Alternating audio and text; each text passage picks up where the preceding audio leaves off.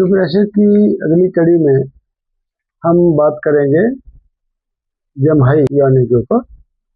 जब भी शरीर में ऑक्सीजन की कमी महसूस होती है शरीर को, तब यानी शुरू हो जाती है। तो उसको एक्यूप्रेशर पद्धति में ठीक करने के लिए हम 2 पॉइंट्स के ऊपर येलो कलर लगाते हैं। पहला वाला तो पॉइंट है LU9 कहते हैं। LU9 ये इंडेक्स फिंगर पे यहाँ पे होता है। तो आप येलो स्केच पेन से अच्छी तरह येलो कर लीजिए। दूसरा आ जाएगा इस मिडिल फिंगर के रिंग फिंगर वाली तरफ का, जो इसी जॉइंट से के जस्ट आसपास ऊपर ही समझिए, हल्का से नीचे, ये A3।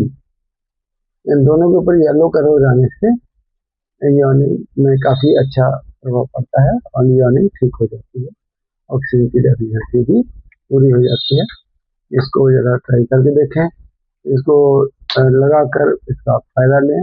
अगर आपको फ़ायदा भी हो और आपको लगे कि वीडियो अच्छी लगी हो तो अपने मित्र दोस्तों को भी बताएं। वीडियो को लाइक करना, शेयर करना या सब्सक्राइब करना न भूलें। धन्यवाद।